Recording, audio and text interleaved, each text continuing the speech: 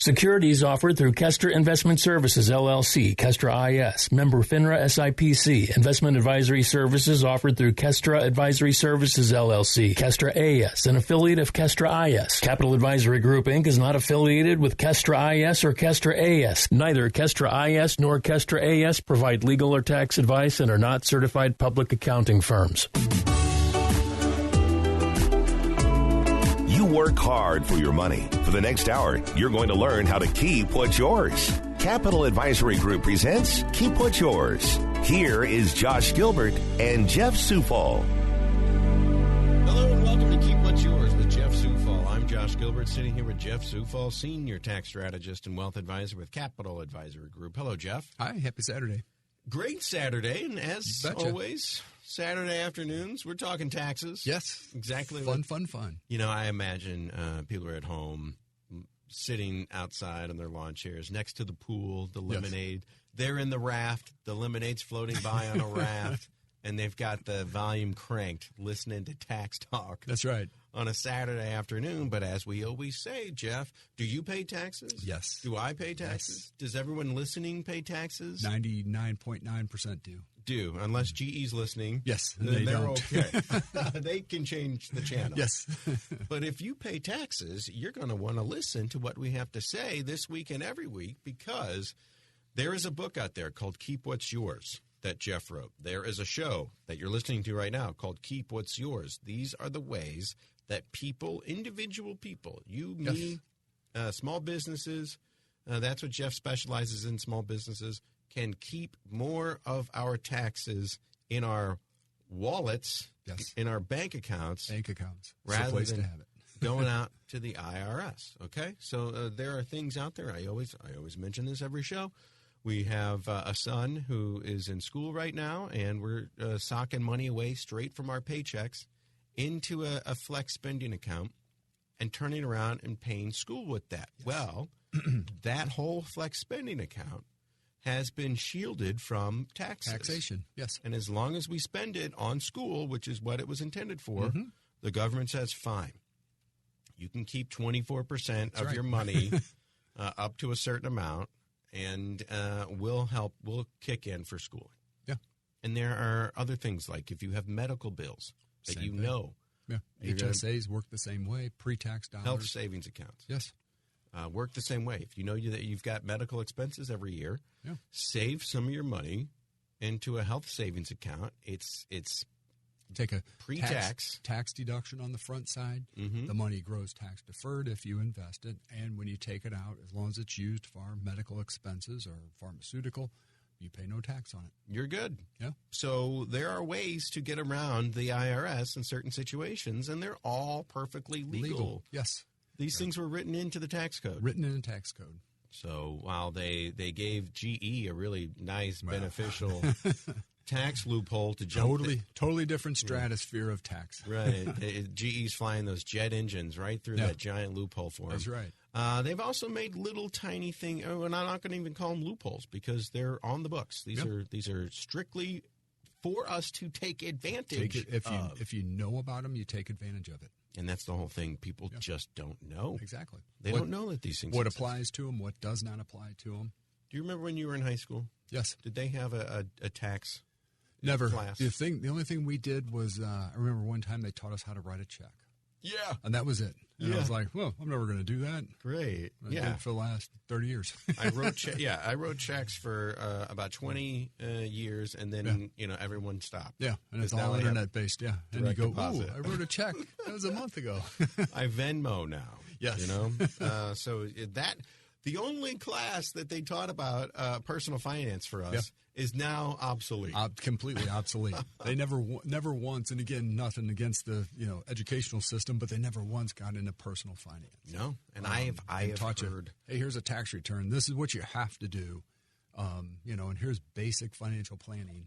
It was never taught. 101, yeah. And I have heard administrators. We've had teachers on the afternoon show, on Heidi Glaush's show, saying, there are some talks about putting personal finance needs to into the curriculum, but it's not there now. Yeah. And even if I was 17 years old, somebody threw this at me, I'd be like, man. Yeah. do I really want to listen? Boring. Yeah. I make $15 an hour at the hardware store. Who cares? I got cash in my pocket. Yeah. I pay for my car payment. My parents still pay for my insurance. This is me talking as a 17-year-old. What do I need personal finance information for? Maybe a college-level course as an elective. And that kind of goes off into the finance side. And then a lot of that is macro stuff. Yeah. Even. And it's like, again, if I'm not going into Wall Street. That's what most people's opinion are. Hey, I'm not going to go to Wall Street. Why do I ever need this stuff? Right. Why do I need to know how the stock market works? But that applies day in, day out. Yeah. Even if you're not in the finance industry, you still have a 401k. I was going to say, if you have a 401k. You need to know how it ticks. Yeah. If you've got a 401k, you need to know how it works so that you can rack up the most money so that when you do go to retire, there's more in there. Exactly. Full disclosure, pulling the curtain back. We went and visited Jeff. This is how it works. Okay. Jeff helped us do our taxes. We had a follow-up to say next year we want to keep even more money, and we've started implementing those things. But we also came to you from the wealth advisor side of things. And, my wife gave you the login to her 401k. You took a look at it. You said, look, you have a good chunk of change out there, but it's not making you the money that you should. Yeah. It's in I don't even know what it was. There's a target date fund. The target date fund. Yeah. It just wasn't, the best thing out there. Exactly. There was number one, there you could put it into something else, or number two, maybe we figure out a brokerage account system that you can go through. Yeah. It's probably all going over people's heads, but the idea boiled down. Jeff looked at our finances and said, you could be making more money. Exactly. For your retirement. And that's it. And everybody thinks that there's some big silver bullet out there. You do one thing, save you tens of thousands of dollars. You don't ever have to go back and look at it again. That's not the way it works. Yeah, my wife's kicking herself because she's like, I spent 6 years doing this targeted fund, and what if I had done something a bit more aggressive? Yeah. Could with I have a little bit more money? Diversification? Not that it's going to save you, and diversification is not going to save you in a market downturn. It's just going to lessen the blow. That's it. Yeah. So the idea is Jeff can help us tax-wise, keep more of our money, and then we visit him on the wealth advisor side, senior tax strategist and wealth advisor, and he can let us know 5, 10, 15-year plan.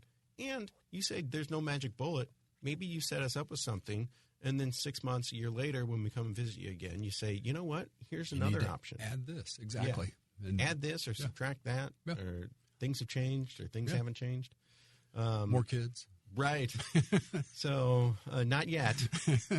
But even when we talk about inflation, there are financial things, tax-wise and otherwise, that we can do based off what the inflation is. Exactly. And if we get this Inflation Reduction Act, which we'll talk about in the second segment, if the inflation goes down, then we would make a change based on the lower inflation rate. Exactly. So there's the bonds out there that are U.S. government issued that are inflation-protected bonds.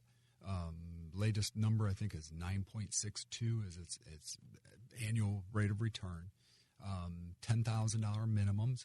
Nobody ever talks about these. It's kind of like hidden off to the side. Right. But in today's environment, those things are great. You buy it. It's basically this is the funny part of the joke about it is it's backed by the full faith and credit of the U.S. government, and everybody goes but you laugh at it. But if they can't meet their obligations, they just raise taxes. Right. Yeah. Okay. It's that simple. The government's never going to default because they won't let itself. They won't. Yeah. So what's taking place in those is every 6 months, whatever the inflation rate is, that 9.6 is adjusted. $10,000 per person per year is the max you can buy. You can buy up to, I believe it's a $5,000 addition, but that $5,000 addition has to come from a tax refund. So you would have to set your tax return to zero in to get a $5,000 refund. Which I've already spent my tax return. Exactly.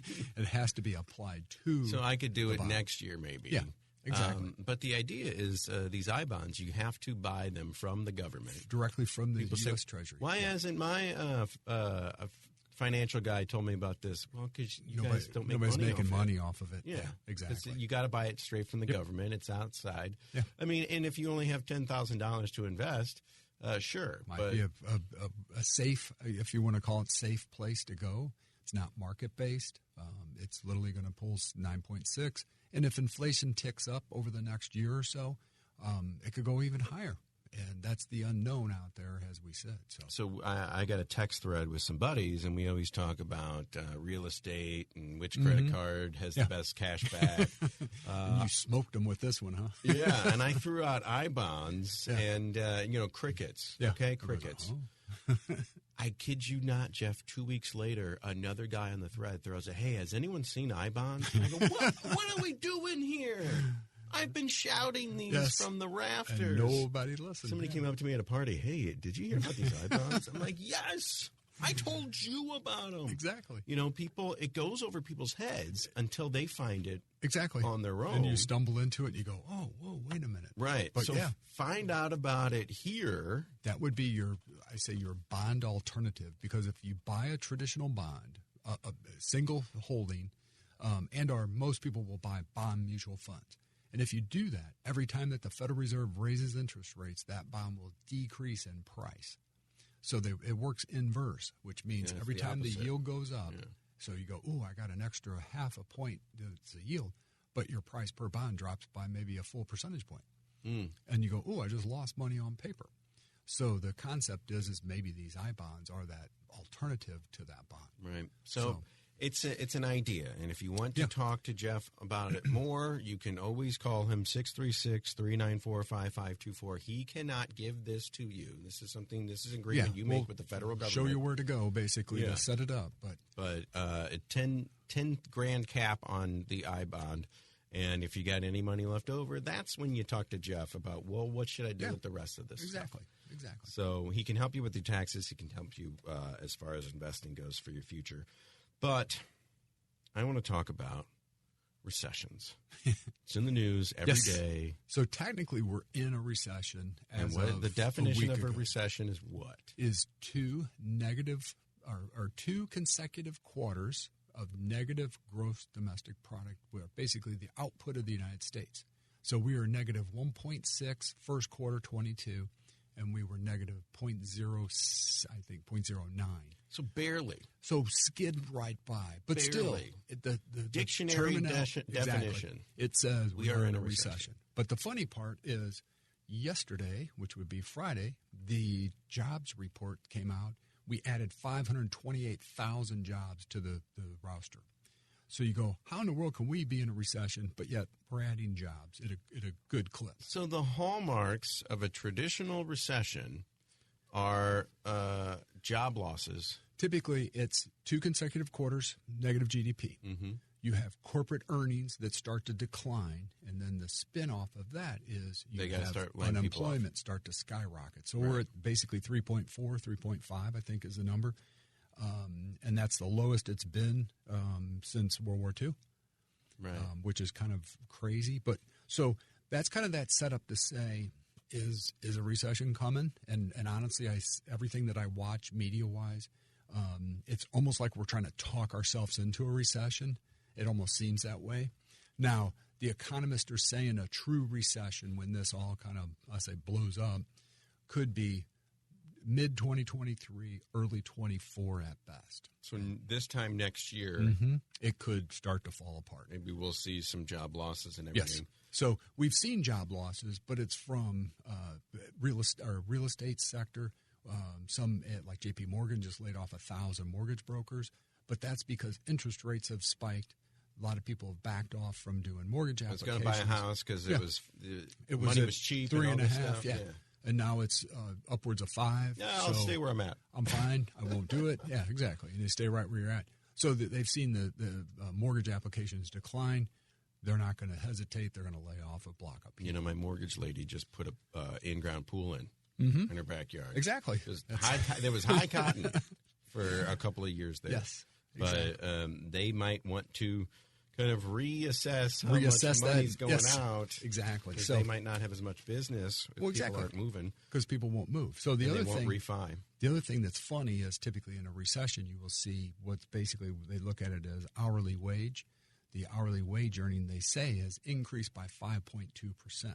So that means basically inflation is running at 9.1, but yet you've only got your pay's only stepped up. Good to by know it's only 5.2. going up half that. So it's half. But still, in a recession, that should be zero or go negative. Hourly wage during a recession should be going down, Exactly. but it's going up. But it So actually is going up. typical recessions, people get laid off and their pay goes down. Well, currently we're in a recession. Jobs are booming, Plentiful. 500 plus Yes. thousand, and wages are going up. Yeah. So what they're saying is, as this goes forward, we'll slowly see these layoffs start to kind of step up a little bit, by just a little by little. And what they're saying is they'll just, some of these companies will just slow their hiring options. So that's the first step. Then it will be targeted hiring freezes, which will kind of be where just nobody, don't hire anybody, we don't care, figure it out. And then it's targeted layoffs. And then basically huge layoffs like what we're accustomed to seeing, where, 5,000 people got shut down, Right. So that's kind of what we're afraid of down the road, but it doesn't mean that the economy's chug-a-lugging along right now. So that's the question of the day. White House says, hey, we need to change that definition of what a recession is. Question is, who's really going to do that? The traditional definition is you've 2 got consecutive quarters. the president and the Democrats are saying, well, this isn't a typical recession. Exactly. And the Republicans are saying, well, they're trying to change the definition of a recession. Recession is a bad word. The dreaded R word. R word. So, on both, I could see both sides. You can. I mean, The point of both sides. Don't say we're not in a recession because we are, whereas this ain't your grandpa's recession. And you don't ever want to say it's different. It's not different. It's just weirder. Stranger. Stranger. Yeah, so we've got inflation. We've got post-pandemic. Yes. We've got a war going on still. Exactly. I can't believe that war is still going on. Still going, yeah. The grain shipments just started trickling out Exactly. of Ukraine, so maybe that'll help things. But the gas prices, it's all intertwined. And it's just making this current recession look a bit funkier. It's really weird. I mean, that's the only way to put it. Why don't you tell an economist from the 80s, hey, in 2022, we're going to be in a recession, but we're going to add jobs, 500,000 jobs. And you go, what? That's not possible. Yeah. Everybody should be laid off that many. The economist saying, what are you guys smoking in 2022? So it's just, it's weird. It's a weird time right now, and, you can have somebody's crystal ball predict just about anything over the course of the next couple of years. So just what would you recommend? Just kind of sit tight. I think everybody, if you're in a position, you have to sit tight to see what transpires. If you're really afraid of the future market, don't just panic sell. Figure out a game plan to get out of, or a strategy to get out of where you're at. Because then go to cash. It seems like people knee-jerk reaction all the time. Exactly. They see a statement, they go, oh, my God, look at all the money I've lost. Boom, I'm out. I'm going to cash. What people forget. Walmart says shipping is slow. Oh, my God, sell. Yeah. Sell. Well, the problem is if you're down, say you're down 10% on an investment, okay? And you say, oh, just get me out of it. And you sell. What does it, or you say, hey, I'm going to hold that investment. Here's the counter side of it. What does it take that investment to come back to break even? And everybody says 10%. Mm-hmm. No, because you got a lesser dollar amount. So if you lost 10%, it may take you 12 or 14% to come back to break even. Gains you're already starting in the hole. You're starting 10% less. Yeah. So again, if you do the math and start playing with it, you might find that, hey, it's a 12 or 13% increase to come back to break even. It's so interesting. I mean, you mentioned it earlier, paper losses versus actual losses. Exactly. You sell, it's an actual loss. Yeah. You're never getting that back.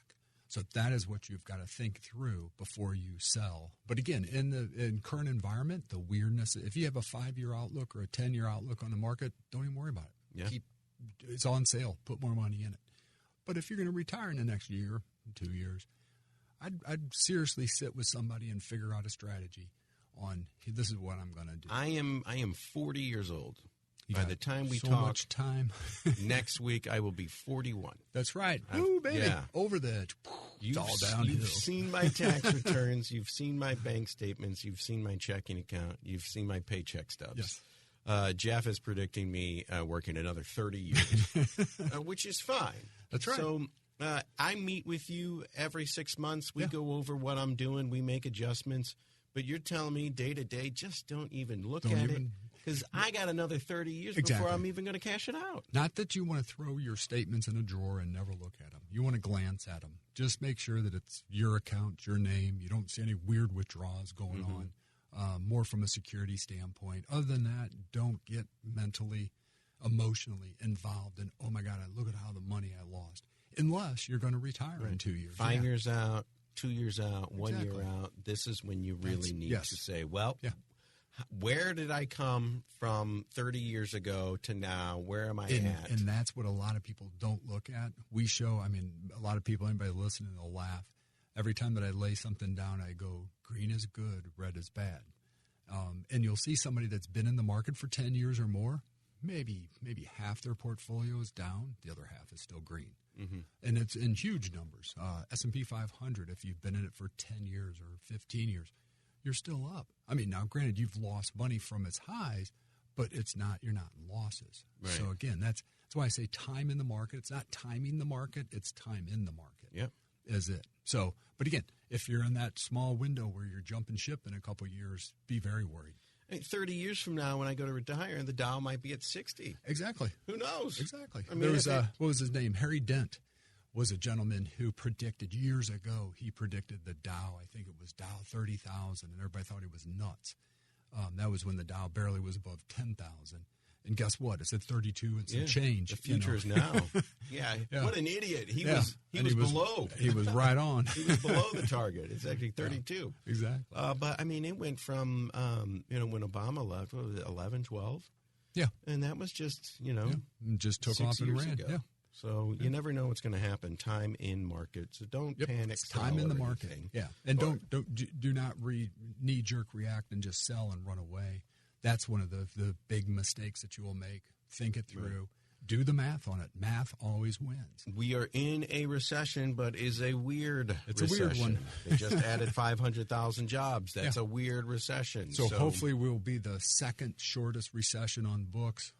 First one was March of 20, and everybody knew what happened in 20. The world came to a screeching halt. We went into a recession because of COVID. 3 months later, we popped out of the recession, and you know how 2020 ended from a market standpoint. The market had one of its best years ever. Yeah, it was perfect. We didn't know what was going on for about 2 months. Oh, no. Believe me. And then we went back to work on our Zoom meetings and everything, and everybody was ordering stuff from Amazon. Yep. So we were just fine. Yeah.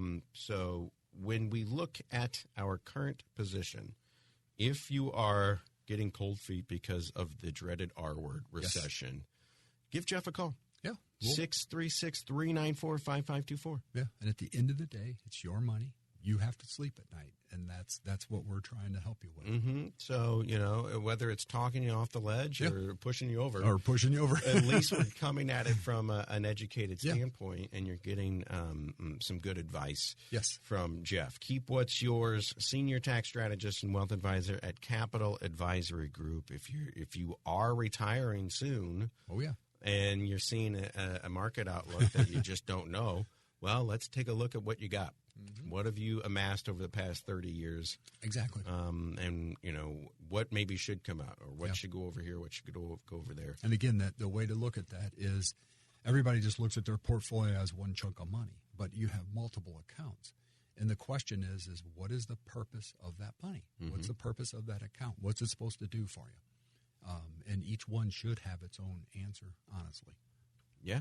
So what's your money there for? Yeah. That's a question that you got to ask yourself. And you can have Jeff help you decide on what the answers are. Sit down and show you where you're at and what could happen and what couldn't happen. I just can't imagine people thinking that they can do this on their own. There's a lot of people that do, and a lot of people that are successful at it, but they stay on it consistently. And what we see is people that are like, hey, I did it the whole time, and then there was some life event that took place, and they just got, they got too busy. Maybe they just lost interest, but that's your money. You got to stay on top of it. So have Jeff do your taxes, have Jeff look at your portfolio, and just see what kind of adjustments you can make. Even the people that are sitting at home with the 3 monitors and they've got their, everything. You should consult somebody to just say, "Hey, am I doing this? Is this on the right page?" Right, exactly. Because we saw a lot of people that did trades in 2020. Didn't realize that if they don't hold that investment for 12 months in a day, it's a short-term gain. and it actually propelled them into that 37% tax bracket, and they were not happy. Here's the question. Maybe you did make some money. Great. Well, they did. But they gave a lot back. When you take it out, the IRS comes a-calling. Oh, yeah, they do. So that's where the tax portion comes back in. Jeff, how do I take this money out? In a tax-efficient manner. Keeping more of what's mine. Exactly. That's the name of the show, Keep What's Yours. All right, talking taxes, talking the economy, talking recession, but in the next segment, we're going to talk the Inflation Reduction Act of 2022, or as I like to call it, Biden's Build Back Better Light. Yes, part 3. Yeah. Are we on 4? I don't remember. Where's Joe Manchin? Can we make sure that everyone's in the same room? In the same room, that's right. Hopefully Saturday. Yeah, it will be. So. Sometime this afternoon. Yes. Maybe it's already happened. I don't know. I'll check my phone. But when we come back, we'll talk about it, what's in it, and how does it maybe affect us. It is Keep What's Yours with Jeff Zufall. I'm Josh Gilbert. Capital Advisory Group, 636-394-5524. Give Jeff a call, get an appointment on the books, and just have him look at your taxes. Have him look at your paycheck stubs. Have him look at your 401k, what you got out there. Are you doing it right? Yeah. Is there more that you could be doing? Yes. So like my wife, we need her to be a little bit more aggressive because last time I checked, we're going to be working for another 30 years. For a while, yes. So I got time for the market to run a little bit. It is Keep What's Yours with Jeff Zufall on the Big 550 KTRS. Keep What's Yours continues with Josh Gilbert and Jeff Zufall.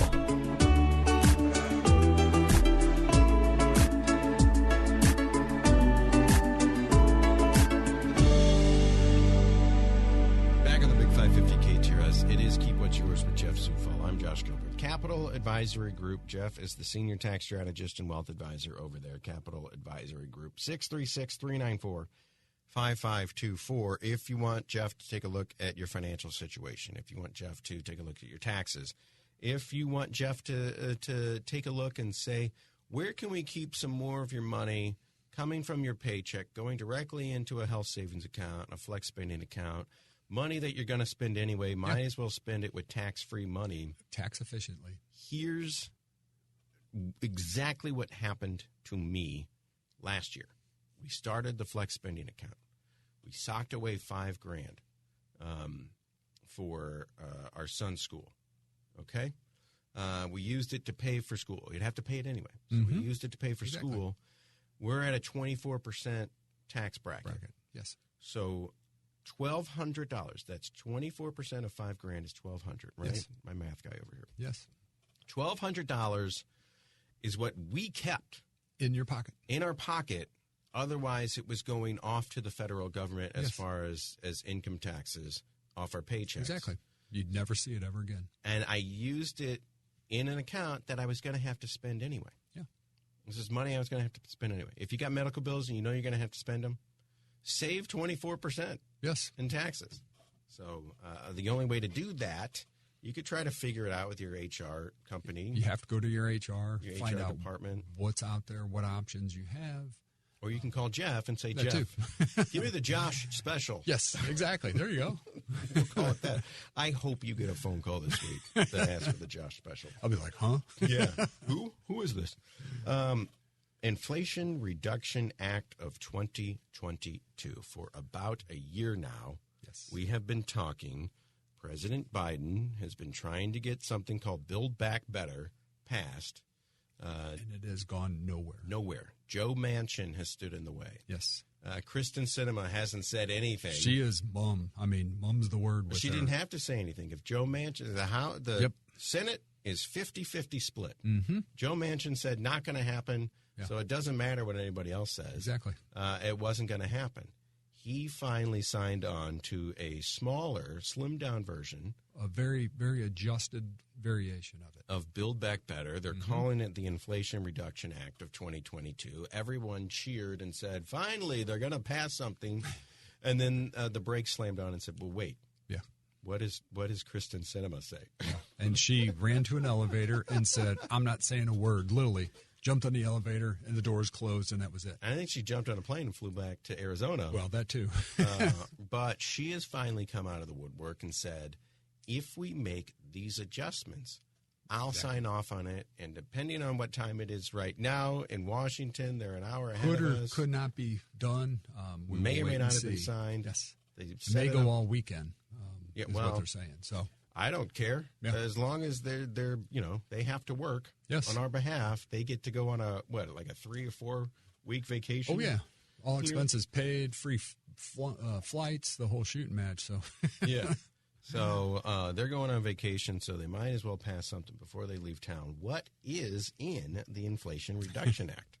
So basically, this is they're reflecting it as a down payment on deficit reduction and to fight inflation. But the question is, nobody's quite sure the inflation side of that. It may take 5 years before we see the true offset of that. But what it's going to do is it's going to invest in domestic energy production and manufacturing. It's going to reduce carbon emissions by 40% by 2030. Basically saying fossil fuel is going to be pushed out. Mm-hmm. This is all electric, EV cars, so on and so forth.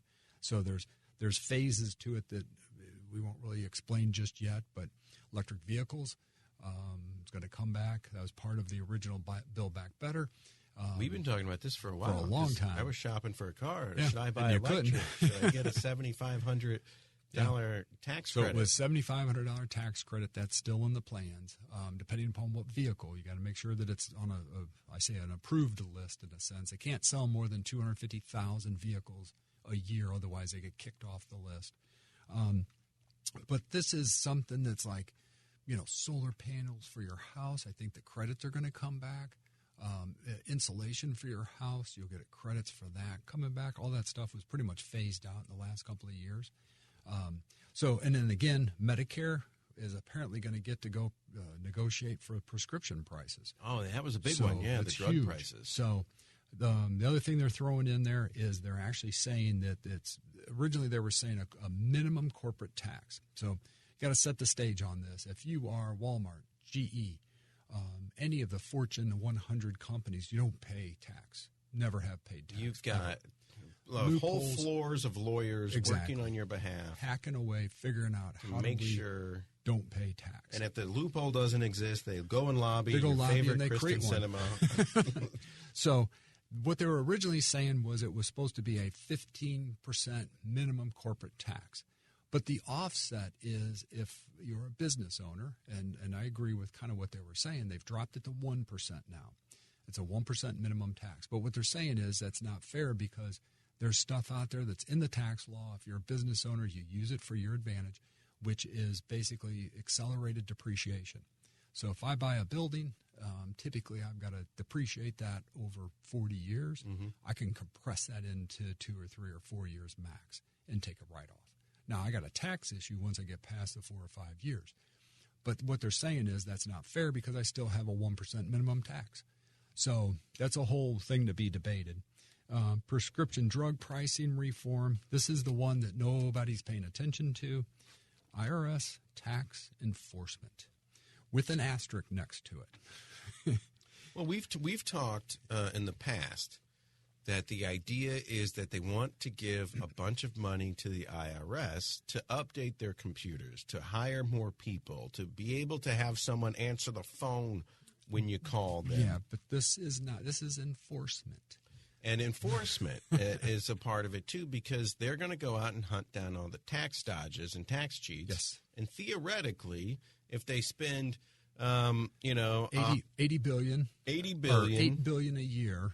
And they're over saying, 10 years. Yeah, they're saying that they're going to bring in $124 billion back. They'll find, double or at least, 75% of what it's costing. They'll find that and more. Yes. To bring back in. It pays for itself. But here's your issue. Your issue is this, is New York Post, Thursday. The headline says this: 80% of new IRS revenue will come from small businesses earning less than $200,000 a year. So basically, they're going to go after the little guy because the little guy cannot afford to go hire accountants and attorneys to go fight them off. They're not. So they're not going to go. GE famously doesn't pay taxes. No. For some reason. Read the tax code.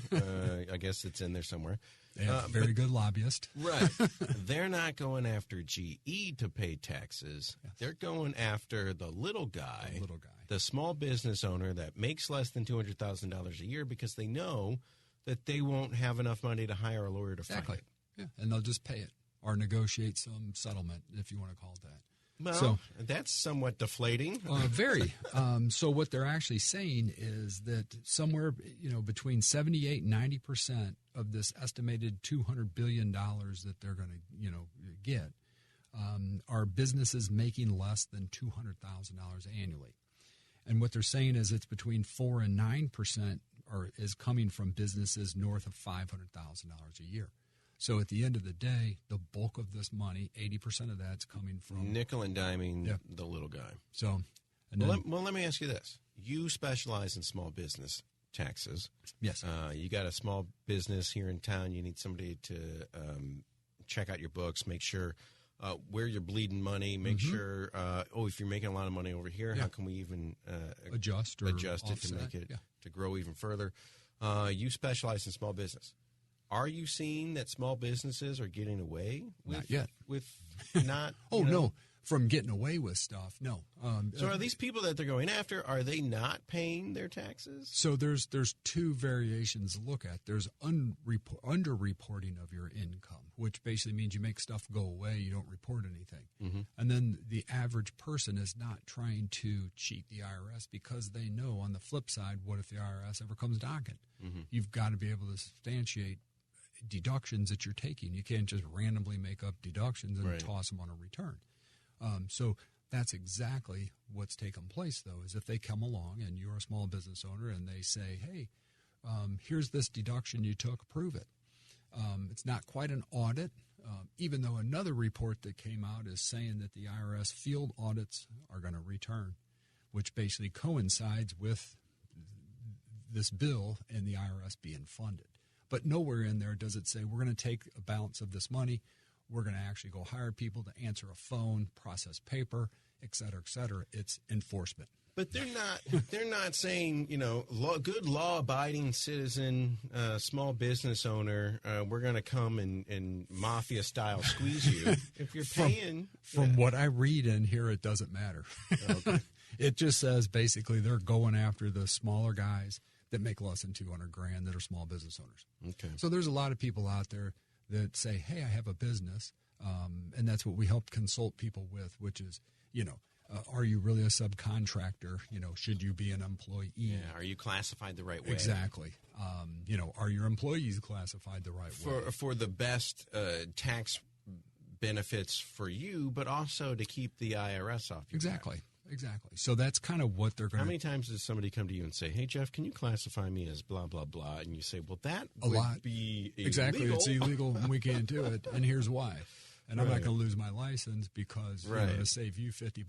So maybe all the more reason now for a small business to call Jeff Zufall. Exactly. Senior tax strategist, small business specialist. Yes. At Capital Advisory Group, 636-394-5524 to say, well, if they're going to be enforcing and trying to nickel dime me, make sure that your ducks are in a row. I need to make sure that my books are sound. Yes. I need to make sure that I'm classified in the most tax efficient way and classified in the most legal way. Exactly. Out there. Yeah.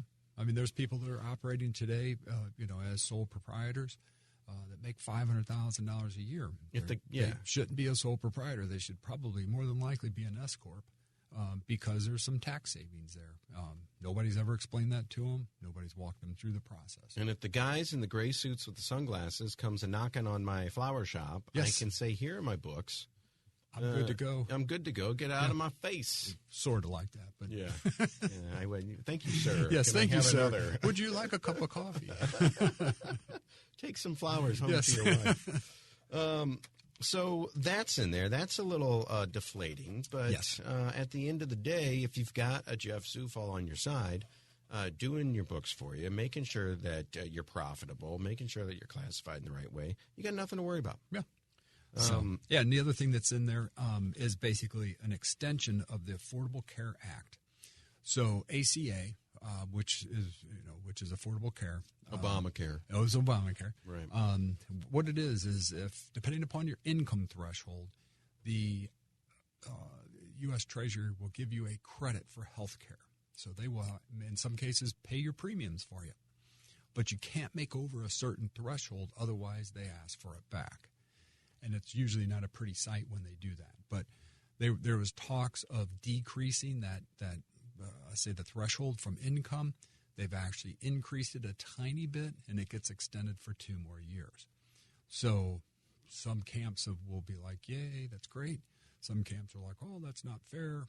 Right. Again, that's a whole nother debate all by itself. But they are going to help some people keep health insurance that might not be able to afford it.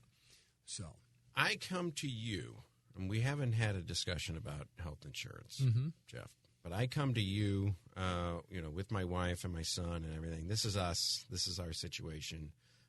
If I was on the Affordable Care Act, if I was using that, currently the Big 550 pays my health insurance. Thank you, Mr. Dorsey. yes.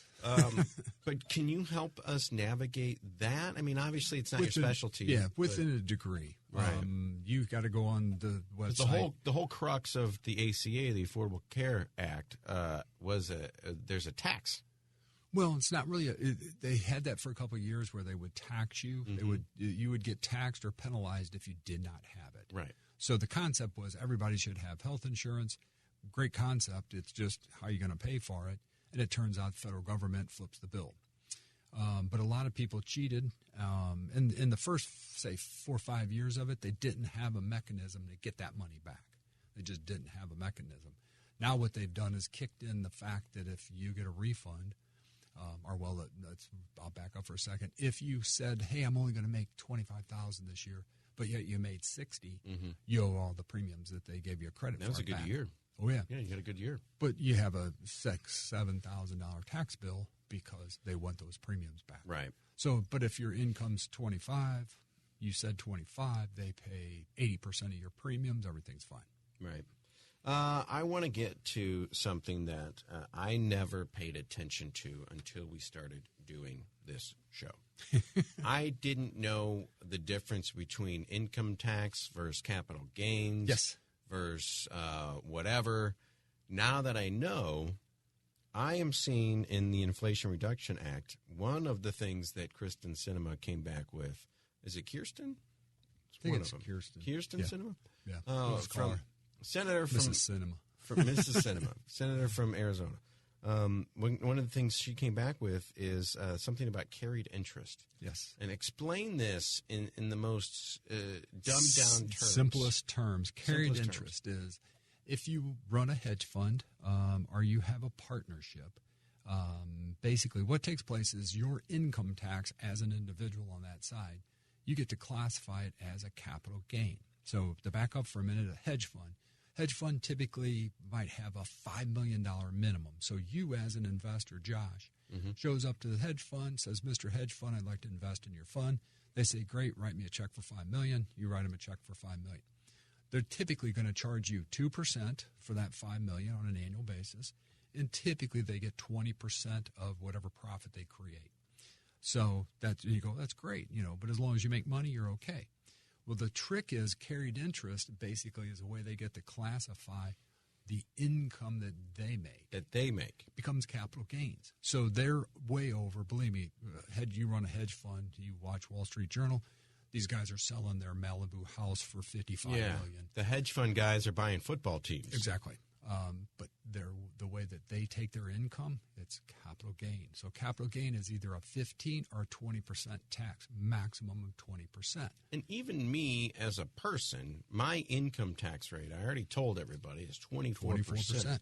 I'd love to classify my paycheck as capital gains. You'd say 4%, but let's say that you make more than $615,000 a year, which is what the hedge fund guys make way more than that. Their tax rate is 37%. 37 plus a 3.8% excise tax. So technically, you really want to call it a 40% tax.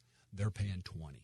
They're paying 20 because of this thing. It's carried interest. It's currently out there. They have awesome lobbyists. The bill wanted to get rid of it. Yes. But Kirsten Sinema said, I'm not signing anything unless you get rid of that. Yes. And so here's an actual... She wants to keep this in place. Yes. She wants the hedge funds to be able to only pay 20% when they actually should be owing 40%.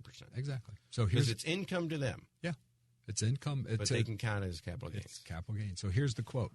So she told donors at a campaign fundraiser on Wednesday night on Capitol Hill that it made no sense to squeeze the private equity industry with an increase in carried interest taxes, and according to a lobbyist who attended that event. And she said the industry will finance projects for the roughly $1 trillion infrastructure and $280 billion semiconductor bills, which they just passed. So you go, wait a minute. You know, this is their personal income.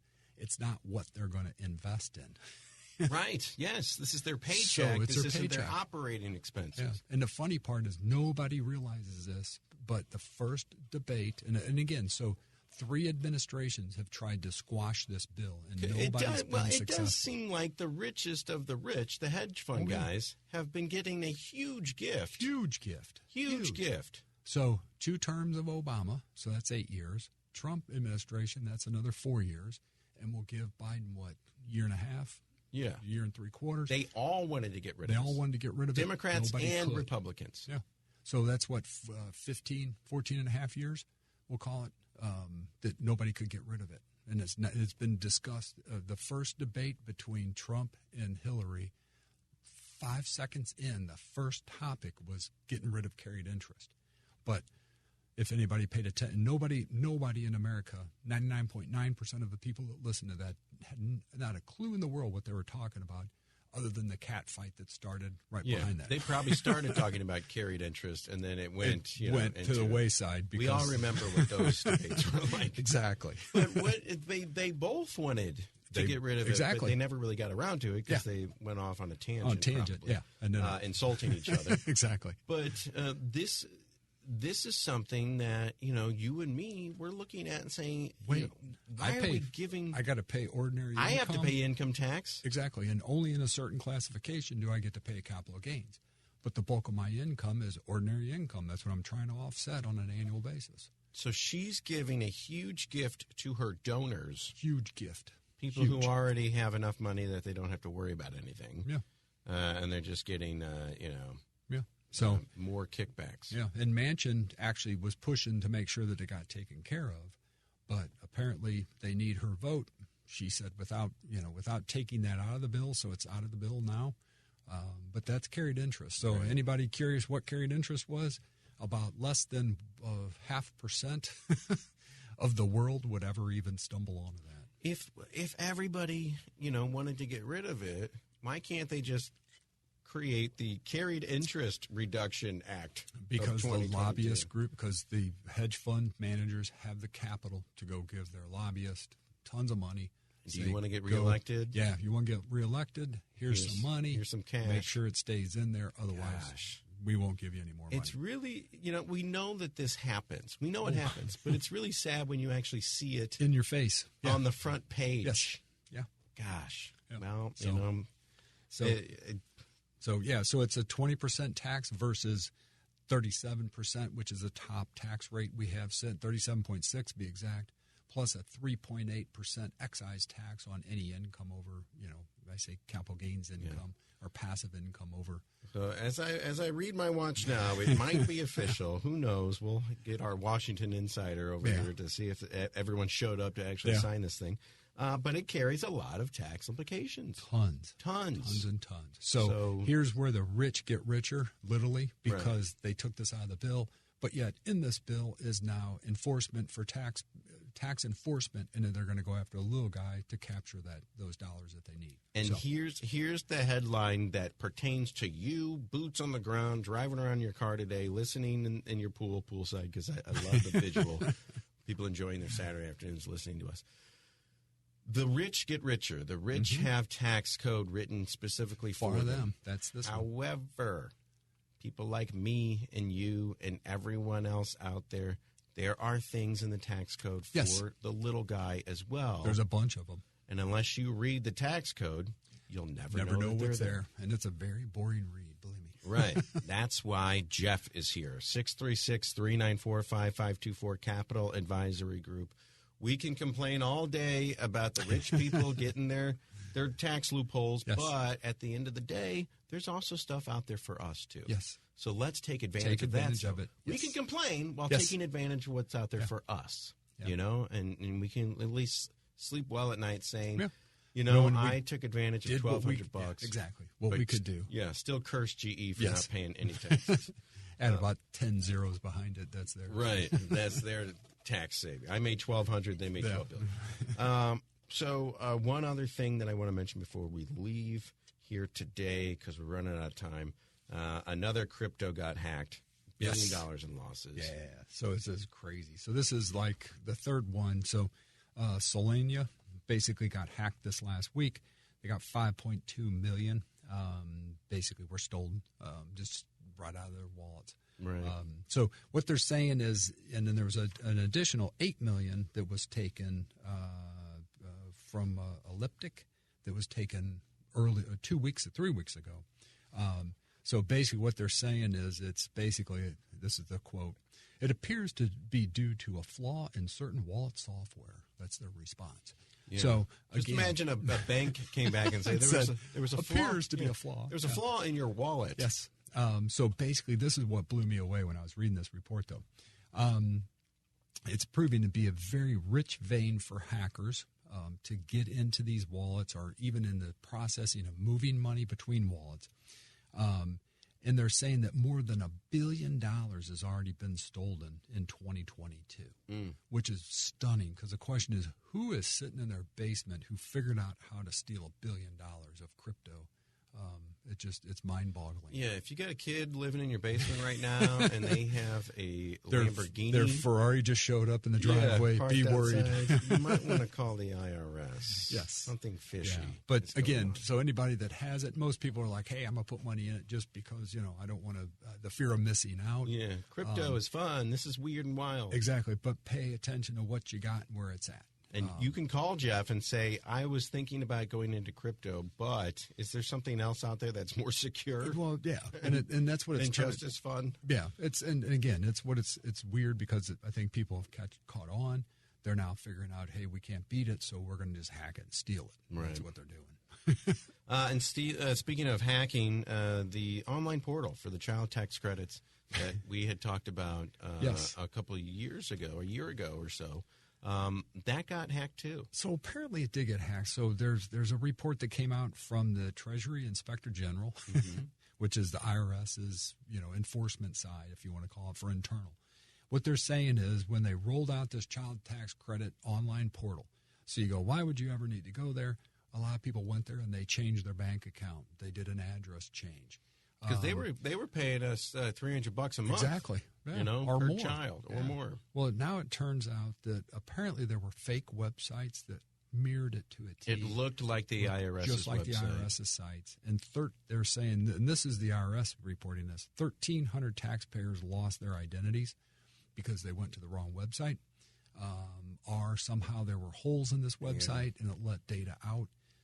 So you go, why in the world? But let's say that you were doing that, you Googled it because you were in a hurry, popped it up, and you clicked the button, and it took you to a website that looked just like the IRS's. You entered all your information. It's not going to say, sorry, your password's wrong. It's going to let you right in. Yeah. And then you go, oh, I need to change my bank account. You change it, and you feed them all the routing number. And they're just sitting there watching the whole time. They got it. Boom, you're done. So there's probably way more than 1,300 people that got hacked on this one. But just something funny. I mean, not if you got hacked. Sorry if you got hacked. But right. It's just funny that now later the IRS puts out a 15-page report saying, oops, we might have not done this correctly. Oopsie doopsie. And if they're mirroring web pages that look just like it, I mean, somehow they'd have to be able – hopefully the IRS has somebody out there Googling it just like we would, looking to see if there's mirrors. You can never be too careful. Yes. Check the URL. Yes. Make sure you're not clicking on links. Crazy links anywhere. So just be very diligent when it comes to that. Well, Jeff, we are just about out of time, but I loved Recession Talk, and I'm sure we'll talk about that again next week. Oh, yeah. And, this time next week, I'll be 41 years old. That's right. Old man, downhill. Old man. And, we can talk about 1 year closer to retirement. When do I need to start worrying about when to get your walker? Yeah. Or taking my money out. Yes. That's the question. So, and I'll be a year older.